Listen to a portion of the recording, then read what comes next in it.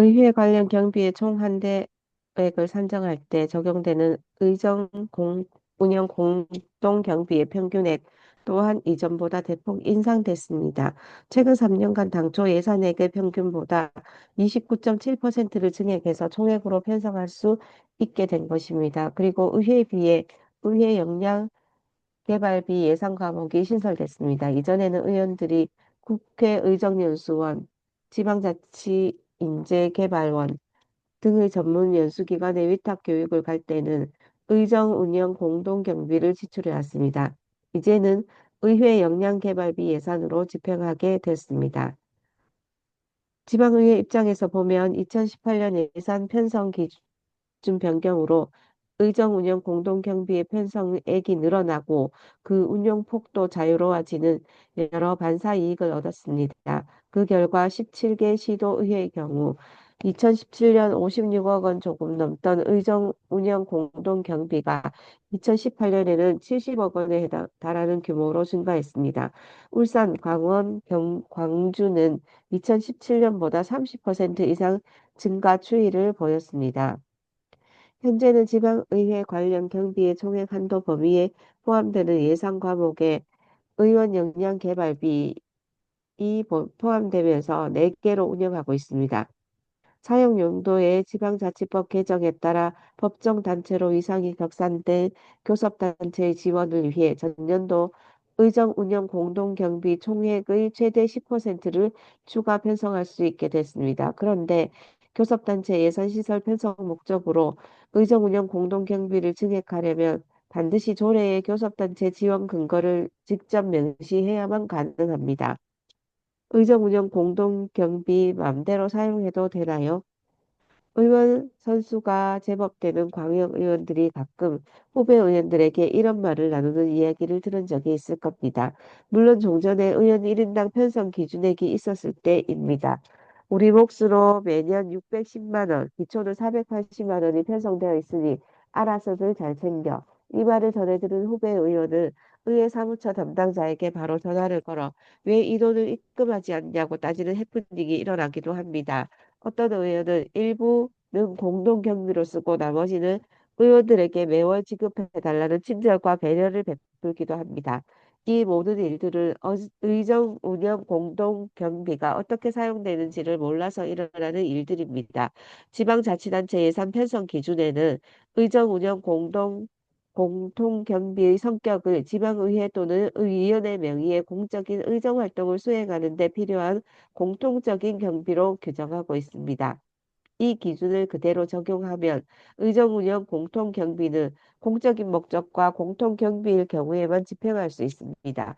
의회나 위원회에서 주최하는 공청회, 세미나, 토론회 또는 각종 의회 주관 행사, 회의 전문 분야별 연구활동, 유로 경력금 등에 소요되는 경비로만 지출이 가능하다고 볼 수 있습니다. 원칙적으로 의원 개인의 의정활동 보고서 등의 홍보물 을 제작하는 비용으로는 집행이 불가능합니다. 앞서 대화처럼 의원 개인별로 연간 한도를 정해 월정액으로 나눠 지급하는 것 역시 안 될 일입니다. 또한 지방자치단체 회계 관리에 관한 훈령에서는 의정운영 공통경비를 업무 추진비 성격으로 보고 지방의회와 상임위원회별로 사용자 일시, 장소, 목적, 대상 인원수, 금액, 결제 방법 등의 집행 내역을 홈페이지 등에 공개토록 함으로써 예산 집행의 한목적성과 투명성을 강조하고 있습니다. 따라서 의정활동과 관련이 적은 시간이나 장소에서 개인적으로 사용하는 것은 불가능합니다. 현금 지출 또한 원칙적으로 불가능합니다. 그러나 소속 직원이나 관계기관, 사회복지시설 등의 위로금이나 격려금을 지급하는 경우에는 가능합니다. 이 경우에도 의정활동 수행에 필요한 경우에 한하여 영수증, 수령증 등의 증빙 서류를 첨부하고 지급 목적과 대상, 금액 및 필요성 등이 포함된 지출품의서나 집행 내역서를 꼭 작성해야 합니다.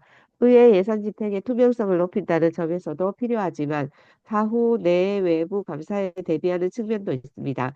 민간이든 공기관이든 현금 지출에 대해서는 엄격한 잣대로 들여다보기 마련이고 현금 지출에 대한 책임이 반드시 따르기 때문입니다. 의정운영 공통경비는 포괄적으로 편성되고 의회 내에서 자유롭게 집행되고 있기 때문에 외부 감사기구나 시민사회단체에서 매우 엄격한 시각으로 감시하고 있습니다. 의정운영 공통경비의 방만하고 부적절한 집행에 대한 언론 보도가 심심찮게 보도되고 있고 외부 단체로부터 정보 공개 청구의 빈번한 대상이 되기도 합니다. 따라서 의정운영 공통경비의 집행에 있어 관련 규정과 제도를 철저하게 준수해야 합니다. 의정운영 공통경비 어떻게 배분하나요? 의정운영 공통경비는 행정안전부의 예산 편성 기준에 맞춰 총액 예산으로 편성되다 보니 총금액을 제외하고 구체적인 분배 내역은 모르는 경우가 많습니다. 더욱이 평의원은 의정운영 공통경비 배분을 위한 의사결정에 참여할 수도 없으니 모르는 게 당연합니다. 그런데 어느 지방의회를 살펴봐도 의정운영 공통경비 간 금액의 차이는 다소 있을지언정 대체로 비슷한 항목에 배분되고 있습니다. 상임위원회, 특별위원회 활동, 의원 전체의 행사나 활동, 각종 회의, 세미나 등에 주로 사용하고 있습니다. 땡땡의회의 최근 4년간 의정운영 공통경비 배분 내역은 다음 페이지의 표와 같습니다. 특이한 점은 2024년 교섭단체가 법정화되기 이전부터 교섭단체에 대한 지원금을 별도로 편성하고 있고 의원 본인의 역량 개발과 전문성 향상을 위해 본인이 희망하는 경우 자유롭게 교육연수를 다녀오거나 전문가와의 간담회나 세미나 등을 개최할 수 있도록 의원 연구 및 정책 개발비를 편성하고 있다는 점입니다. 또한 의원이 분야별 관심 있는 연구단체를 구성하고자 하는 경우 이에 대한 예산을 별도로 지원하고 있습니다. 의정운영 공통경비, 집행은 신중히, 의정운영 공통경비는 포괄적으로 편성되고 의회 내에서 자유롭게 집행하고 있기 때문에 외부 감사기구나 시민사회단체에서 매우 엄격한 기준으로 감시하고 있습니다. 의정운영 공통경비에 방만하고 부적절한 집행에 대한 언론 보도가 심심찮게 보도되고 있고 외부 단체로부터 정보 공개 청구의 빈번한 대상이 되기도 합니다. 따라서 의정운영 공통경비의 집행에 있어 관련 규정과 제도를 철저히 준수해야 합니다. 그럼 의정운영 공통경비는 어떠한 기준과 방법으로 집행해야 할까요? 2018년 지방자치단체 예산 편성 운영 기준과 지방자치단체 세출 예산 집행 기준에 자세히 규정되어 있습니다. 의정운영 공통경비는 일종의 업무 추진비 성격을 갖고 있습니다. 세출 예산 집행 기준을 보면 다른 업무 추진비와 유사하게 의정 활동과 관련이 적은 시간이나 장소에서 개인적으로 사용하는 것을 금지하고 있습니다. 현금 지출은 원칙적으로 불가능합니다. 그러나 소속 직원이나 관계기관, 사회복지시설 등의 위로금이나 격려금을 지급하는 경우에는 가능합니다. 다만 의정활동 수행에 필요한 경우에 한하며 영수증 수령증 등의 증빙 서류를 첨부하고 지급 목적과 대상, 금액 및 필요성 등이 포함된 지출 품의서나 집행 내역서를 꼭 작성해야 합니다. 의회 예산 집행이 투명도를 높인다는 점에서도 필요하지만 사후 내외부 감사에 대비하는 측면도 있습니다. 민간이든 공공기관이든 현금 지출에 대해서는 엄격한 잣대로 들여다보기 마련이고 현금 지출에 대한 책임이 반드시 뒤따르기 때문입니다. 지방공기업공사공단 출자기간, 출연기간 왜 이렇게 복잡한가요? 지방공기업 출자기간, 출연기간은 무슨 차이가 있나요? 흔히들 지방공기업, 지방기업, 공사, 공단, 출자기간, 출연기간을 잘 구분해서 사용하지 않아서 더 혼란스러워 보입니다. 사실 이 단어들은 비슷해 보여도 조금씩이지만 분명한 차이가 존재합니다. 우선 명확히 설명하기 참 곤란하지만 어쩔 수 없이 법에서 뭐라고 정의하고 있는지 살펴봐야 할 것 같습니다. 지방공기업법 제1조는 지방자치단체가 직접 설치 경영하거나 법인을 설립하여 경영하는 기업을 지방공기업이라고 정의하고 있습니다. 우선 여기에서 지방공기업의 두 가지 유형이 있다는 것을 확인할 수 있습니다. 지방자치단체가 직접 설치 경영하는 기업, 직영기업과 법인을 설립해 경영하는 기업, 지방공사, 지방공단이 바로 그것입니다. 이번에는 지방자치단체 출자 출연기관의 운영에 관한 법률을 살펴봐야 합니다. 이 법에 따르면 지방자치단체가 문화예술, 장학, 체육, 의료 등의 분야에서 주민의 복리 증진에 필요하거나 지역경제 발전이나 지역개발 활성화 촉진을 위해 인정되는 사업을 효율적으로 수행하기 위해 자본금 또는 재산의 전액을 출자 또는 출연하거나 공동으로 출자 출연에 설립한 상법상 주식회사나 민법이나 공익법인의 설립 운영에 관한 법률에 따라 설립한 재단법인을 출자 출연 기관으로 정의합니다. 요약하면 지방자치단체가 특정 목적에 따라 자본금 등을 출자해서 설립한 주식회사를 출자기관, 자본금 등을 출연해서 설립한 재단법인을 출연기관이라고 합니다.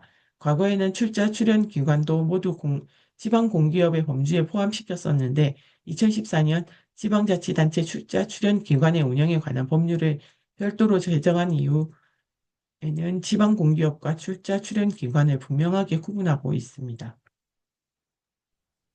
지방 공기업은 출자 출연 기관하고 많이 다른가요? 앞서 말씀드린 것처럼 지방 공기업 출자 기관 출연 기관을 모두 합해서 예전에는 그냥 지방 공기업이라고 불렀습니다. 하지만 2014년 3월 지방자치단체 출자 출연 기관의 운영에 관한 법률이 제정된 이후부터는 지방 공기업과 출자 출연 기관을 구분하고 있습니다.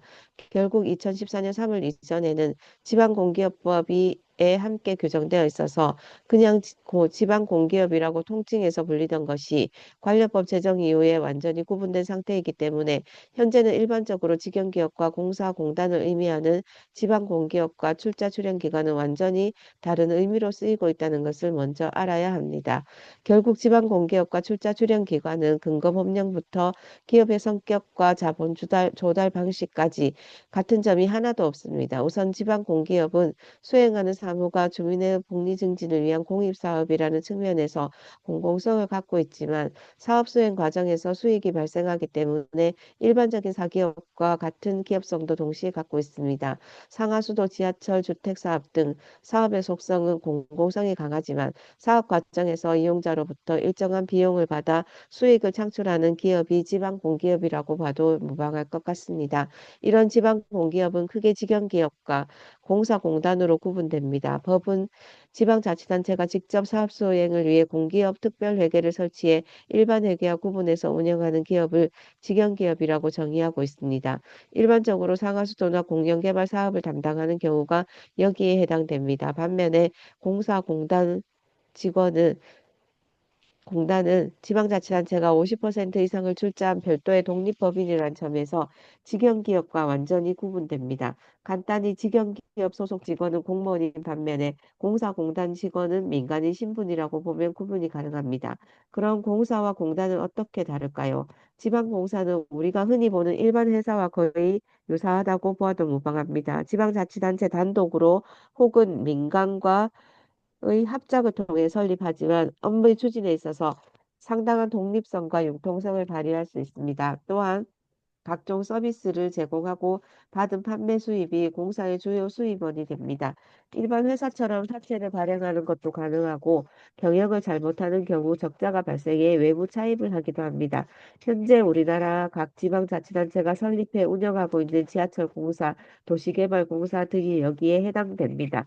반면 지방공단은 지방자치단체가 추진하는 각종 사무를 수탁받거나 대행하는 일종의 대행기관의 성격을 강하게 가집니다. 지방자치단체가 단독으로 설립하여 주된 수입원은 업무를 수탁하거나 대행하면서 받는 수탁금 또는 대행사업비가 주된 수입원입니다. 무엇보다 공단이 공사와 구분되는 가장 큰 특징은 사업이 종료된 경우 지방자치단체에 해당 사업비 정산 과정을 거치기 때문에 자체 손익금 처리가 불가능하다는 점입니다. 시설관리공단이나 환경관리공단이 대표적인 사례에 해당됩니다. 이 분류를 복잡한 이야기를 제외하고 단순히 그림으로 한번 구분해 보겠습니다.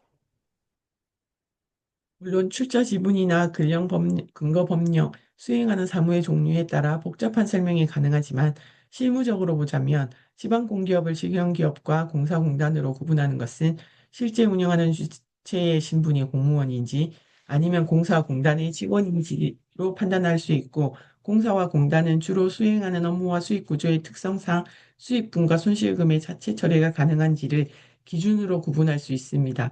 지난 2023년 12월 31일을 기준으로 전국의 지방 공기업은 모두 412개가 존재합니다. 이 가운데 직영기업이 252개, 공사가 73개, 공단이 87개입니다. 반면에 출자 출연 기간은 지방 공기업과는 설립 근거나 목적, 성격이 완전히 다르다고 봐야 합니다. 지방자치단체 출자 출연 기간의 운영에 관한 법률 제2조에 따르면 이 법은 지방자치단체가 설립하고 행정안전부 장관이 지방자치단체의 장과 협의해서 시정고시된 출자 기관과 출연 기관에 대해 적용한다고 규정하고 있습니다. 다만 공기업이나 기획재정부 장관이 지정한 공공기관, 민법상 사단법인은 제외하도록 하고 있고 출자 기관에 대한 지방자치단체의 출자 지분은 100분의 10 이상이어야 하지만 100분의 50을 넘을 경우 지방 공기업에 포함되기 때문에 이 범위 내에서 출자 범위가 정해져야 할 것입니다. 그리고 출자 출연의 지방 대상도 같은 법 제4조가 상세히 정하고 있습니다. 지방자치단체의 출자 출연 대상 사업, 문화예술, 장학, 체육, 의료 등 분야에서 주민복리 증진에 이바지할 수 있는 사업, 지역 주민의 소득을 증대시키고 지역 경제를 발전시키며 지역 개발을 활성화하고 촉진하는 데 이바지할 수 있다고 운영되는 사업, 출자 출연 기간은 매년 행정안전부 장관이 지정하도록 고시하도록 하고 있으며 설립 목적과 주요 사업, 출자와 출연의 근거와 기간 운영의 필수적인 사항은 각 지방자치단체의 조례로 정하도록 하고 있습니다. 설명을 하다 보니 또 복잡해졌습니다. 정확하지는 않지만 이해를 돕기 위해 한마디로 출자 출연 기간을 설명하자면 지방자치단체가 주민의 복리 증진과 지역 경제 활성화를 위해 민법이나 상법 등에 따라 설립한 기관 중에 영리를 목적으로 자치단체가 10% 이상 출자한 것은 출자기관, 목적은 같지만 공익성에 따라 비영리기관으로 지방자치단체가 출연하는 경우를 출연기관이라고 한다고 구분할 수 있을 것 같습니다.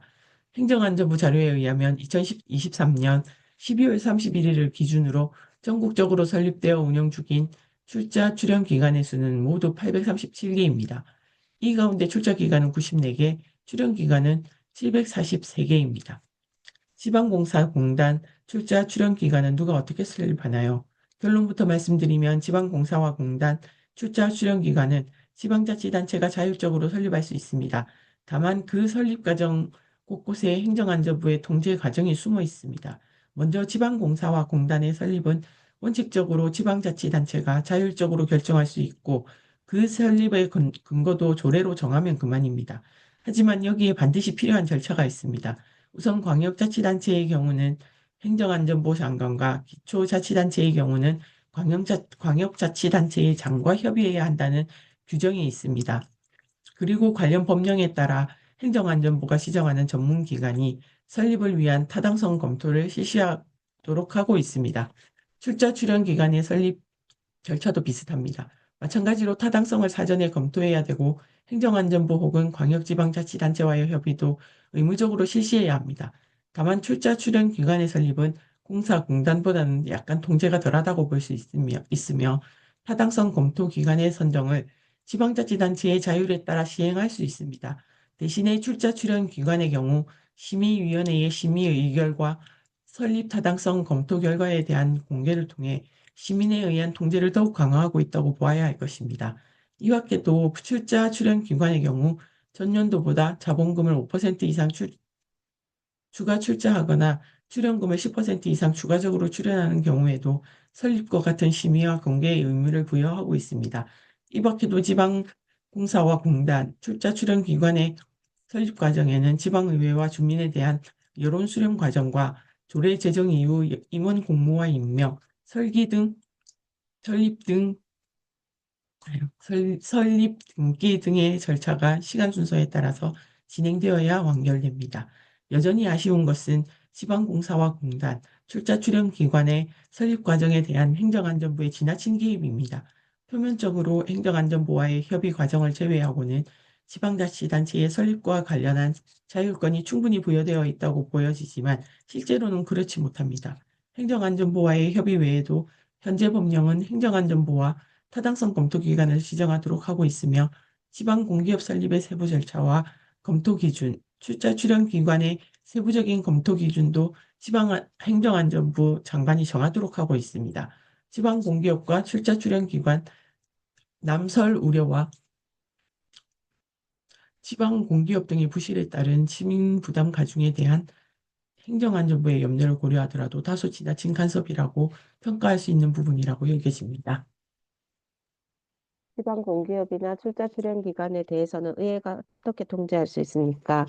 지방공기업이나 출자 지원 기관은 앞서 설명드린 바와 같이 그 소속 직원이 공무원 신분이 아니고 그 업무의 성격도 일반적인 공무원 조직이 행하는 것과 완전히 다릅니다. 그래서 이들 기관들에게는 기업 경영에 대한 자율권과 유사한 수준의 자율권을 보장하고 있습니다. 정부의 정책에 따라 지방 공기업이나 출자 출연 기관 운영의 자율성에 조금씩 변화가 있었지만 최근에는 예산의 편성과 집행, 결산, 일상적인 업무 수행에 있어서 각 기관들의 자율성을 크게 보장하는 것이 주된 흐름입니다. 다만 행정안전부와 지방자치단체는 기관 운영의 성과를 매년 평가해 기관장과 직원들의 성과급에 반영하는 형태로 사후적인 통제 장치를 마련해 두고 있습니다.